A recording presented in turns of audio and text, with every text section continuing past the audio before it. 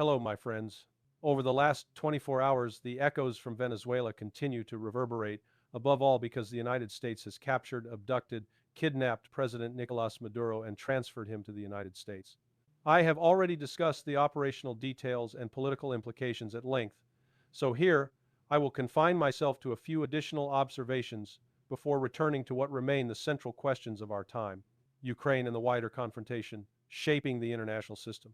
The first observation is that the theory that the United States acted in concert with powerful elements inside Venezuela and that the removal of Maduro was as much an internal coup as it was an external military operation looks increasingly credible.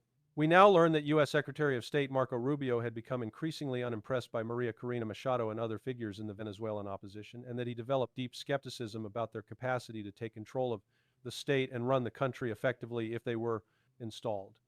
That skepticism appears to have driven a hard, practical conclusion. The simplest way to secure American objectives was not to gamble on an opposition that might collapse under the weight of governing, but to strike a bargain with elements inside the existing Venezuelan state, remove Maduro personally, but keep the governmental structure in place under leadership Washington judged workable. Reports now suggest that American officials held regular meetings, reportedly in Qatar, with representatives of Venezuelan authorities, and that through those contacts, the Americans formed a certain respect for Delcy Rodriguez, now presented as interim president, and concluded she was someone they could work with.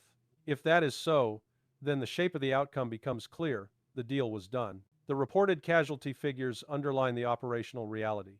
Around 40 people were killed during the American operation, more than initially alleged, and 32 of the dead appear to have been Cubans, apparently drawn largely from the unit protecting Maduro himself. If that is accurate, it implies that Maduro's location and security posture were compromised with a precision that is difficult to attribute to chance alone. It looks as if details of his whereabouts were provided, his protective detail isolated, and the geometry of the seizure arranged in such a way that the Americans could take him cleanly. And once you accept that possibility, you also see why it might have happened. Maduro appears to have signaled to the Americans in prior contacts that he was willing to meet them more than halfway. He was reportedly prepared to reopen full access to Venezuela's oil sector for U.S. companies, prepared to go to extraordinary lengths to satisfy American demands across a range of issues. The one line he seems to have held was his own position. He would not leave, he would remain president. That creates a brutal calculus for those around him. If the leader concedes on the substance but refuses to move on the personal question of power, he becomes the obstacle. And if, from the vantage point of insiders, there is little left to fight over because the concessions have already been offered, then surrendering Maduro himself may have appeared to them as the final price of securing survival for the structure they inhabit. One can even see a colder strategic rationale that some in the Venezuelan government might have told themselves: if they deliver Maduro to the Americans, and in return the Americans accept that the current governmental apparatus remains in place, then perhaps something of the Chavez-era reforms can be preserved, some social, educational, and healthcare programs that would be swept away entirely if a hard opposition victory followed a full collapse. Better, from that perspective, to sacrifice the figurehead than to go down fighting and invite a wholesale reversal under an opposition leadership intent on dismantling everything. In that reading, the Venezuelans would be manipulating the Americans as much as the Americans believe they are manipulating Venezuela. I am not asserting that as certainty, but it is a possibility consistent with how political survival is often pursued in systems under external pressure. At the same time, Latin American politics offers a cautionary pattern that cannot be ignored. It is by no means unusual for someone who has appeared to be a loyalist of a left-wing project, someone presented as continuity, to flip once installed in the presidency, cutting deals with Washington and domestic entrenched interests as the path to security and wealth. We have seen it before. Lenin Moreno in Ecuador rose as the vice president and heir of Rafael Correa, won the presidency as the loyal successor, and then, once in office, reversed Correa's policies, publicly quarreled with him, pursued legal action against him, and arranged for Julian Assange to be expelled from the Ecuadorian embassy and handed over to the British. In Brazil, the pattern of reversal also appeared, with leaders associated with a left-leaning project finding themselves displaced and their successors pursuing policies that effectively reversed what came before. So, it would not be surprising if Rodriguez, despite statements suggesting continuity, turns out to be preparing a pivot. Having said that, I am not going to predict with certainty that this is what she will do. It remains possible that Venezuelan insiders believe they can extract concessions from the United States while keeping the deeper structure of their own political project alive. But the structural incentives to drift into dependency once Washington has leverage are enormous, and history in the region is not encouraging. Now, turning to President Trump's public posture, what remains most striking is not the fact of intervention itself. Great powers intervene. The United States has intervened repeatedly in Latin America and elsewhere, and it has carried out regime change operations across decades. There is nothing novel about that. What is novel, indeed unsettling, is the sheer bluntness with which Trump framed it. Past U.S. presidents wrapped such actions in moral language: freedom, democracy, anti-communism, the defense of liberty providing a rhetorical cover that allies could cling to even when the reality was predation. Trump dispensed with that mask and spoke in near plain terms about seizing Venezuela's oil resources and placing Venezuela economically and politically under American control. Empires often create problems for themselves when they stop pretending, when they abandon the pretense of higher purpose and embrace a crude might makes right language in public. Subordinates and allies want cover. They do not like being forced to justify land grabs in the raw terms of conquest. We have already seen the embarrassment this creates, for example, for British leaders attempting to condemn Russia's actions in Ukraine as immoral while being unable to condemn American actions in Venezuela with equal clarity. Even inside the United States, this bluntness produces discomfort. Figures who are ideologically hardline still prefer the older approach, not because they object to control, but because they object to admitting it. Meanwhile, America's adversaries and critics are delighted because words matter and concepts matter. When the mask drops, the moral architecture that held alliances together begins to erode. Hypocrisy was once described as the tribute vice pays to virtue. Trump has abandoned even that tribute, and sooner or later the strategic costs will follow. The second major premise behind the operation is also likely to prove false: the idea that Venezuela represents an immediate and decisive oil and mineral bonanza that the United States can rapidly exploit for geostrategic gain. We have just watched the same kind of fantasy logic appear around Ukraine's supposed mineral wealth and rare earths, promoted in inflated terms and then steadily punctured by the practical realities of geology, economics, and war. In Venezuela, the claim that it possesses the world's largest oil reserves is almost certainly exaggerated. It rests heavily on assumptions about the Orinoco Belt that may not translate into economically recoverable reserves at scale. Much of the crude is heavy, costly to refine, and expensive to develop.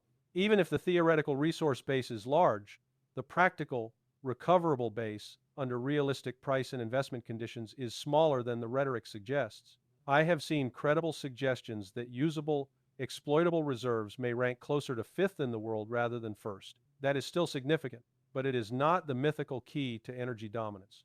Even more important is the state of the Venezuelan oil industry itself. It is run down, degraded, and would require years, perhaps a decade of heavy investment to return to production levels seen in earlier decades. Estimates begin in the tens of billions and run higher. Yet we are in a period of relatively low oil prices and supply glut conditions. Under those circumstances, the idea that major oil companies will rush to sink massive capital into Venezuela is questionable. They will meet officials, signal interest, explore options, but as time passes, the incentives fade.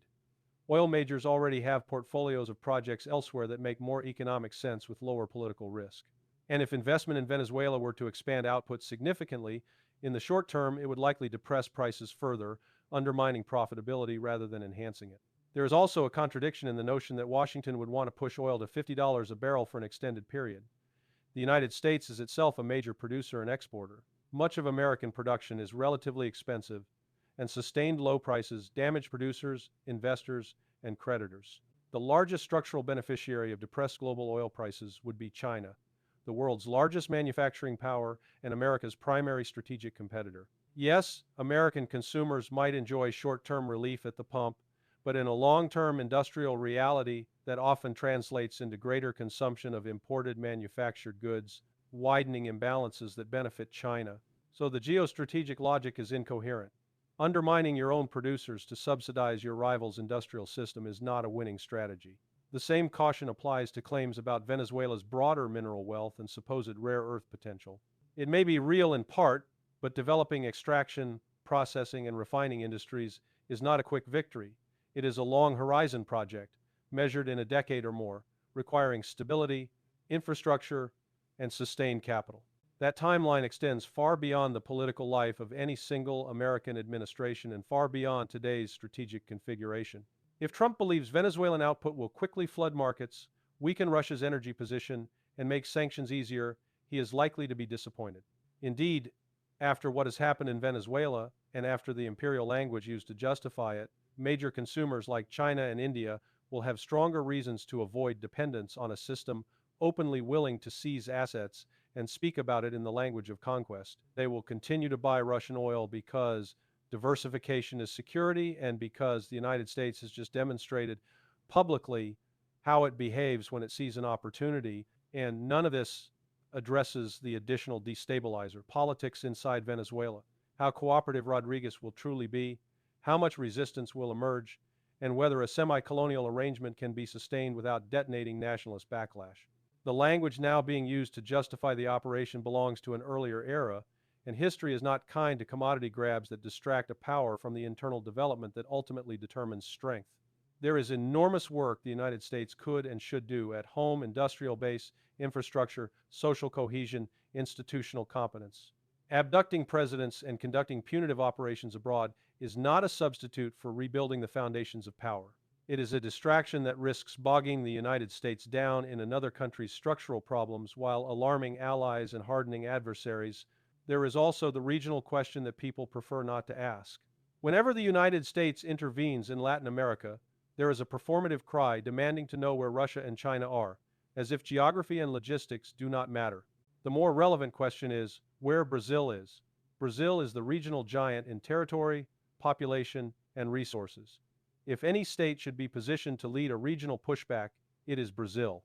Brazil has issued criticisms and signed statements, but it has failed to assert itself in a way consistent with the role it claims in global forums.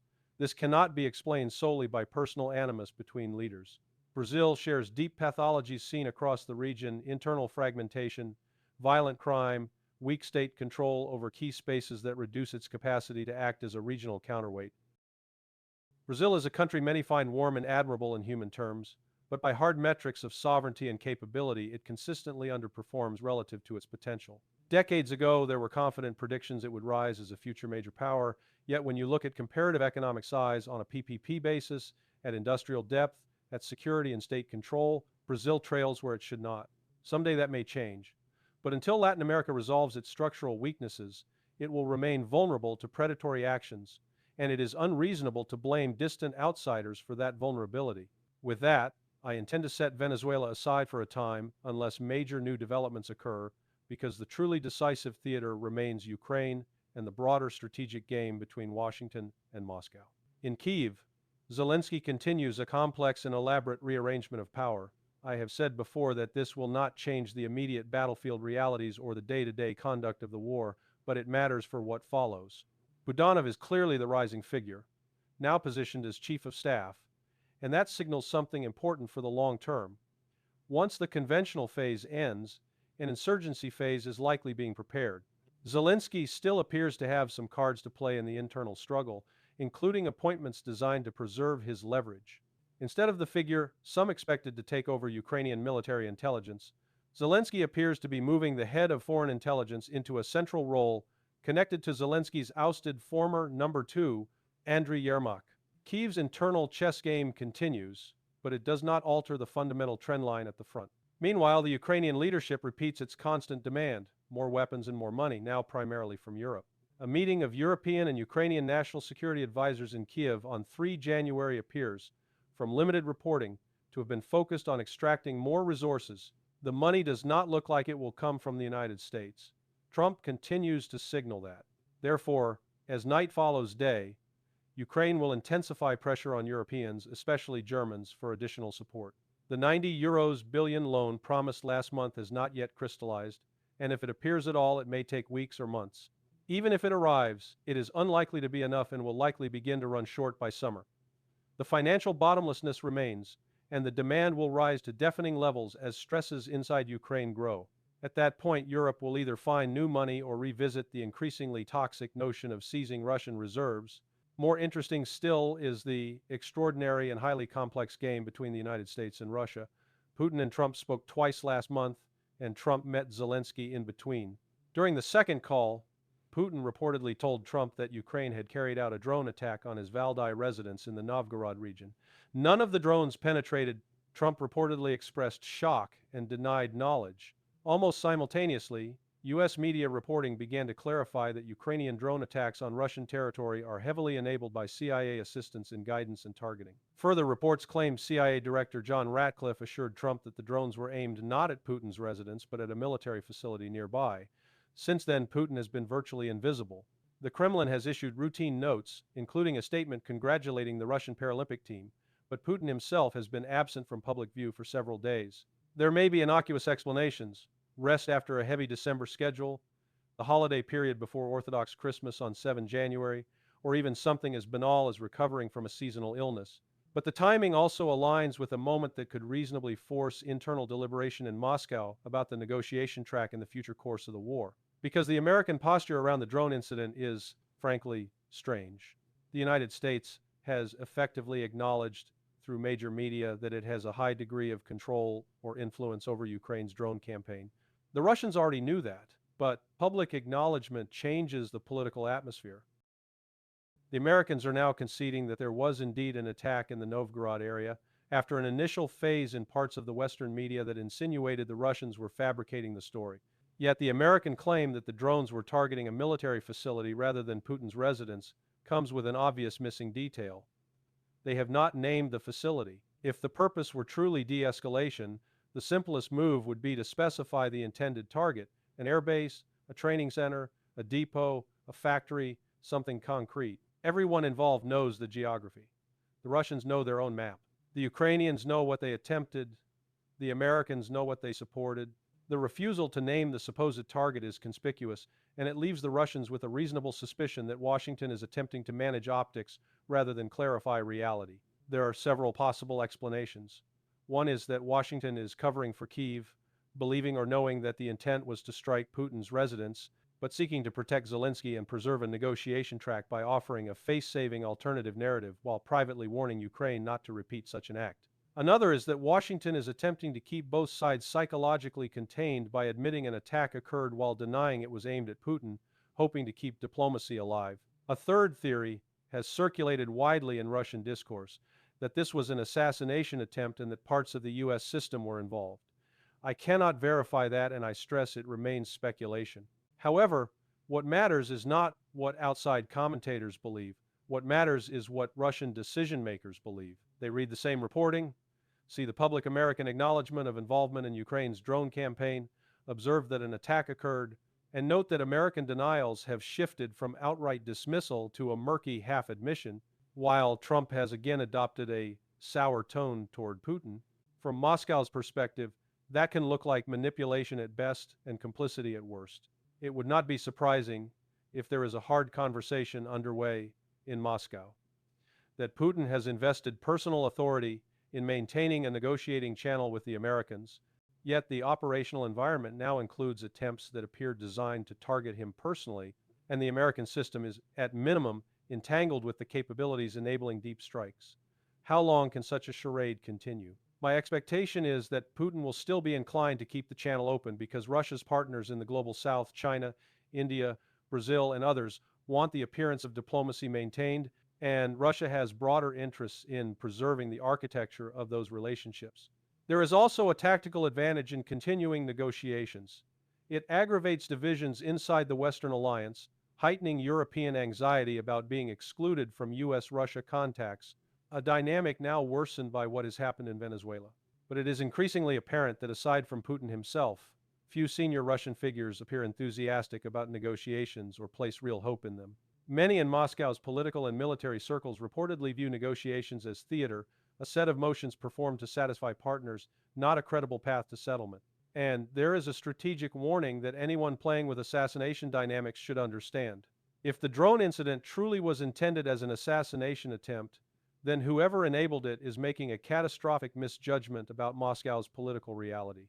If Putin were killed, Russia would respond with enormous force, and whoever succeeded him would almost certainly be more hardline and more intransigent than Putin, not less. That is how states behave under direct decapitation pressure. The result would not be moderation, it would be escalation.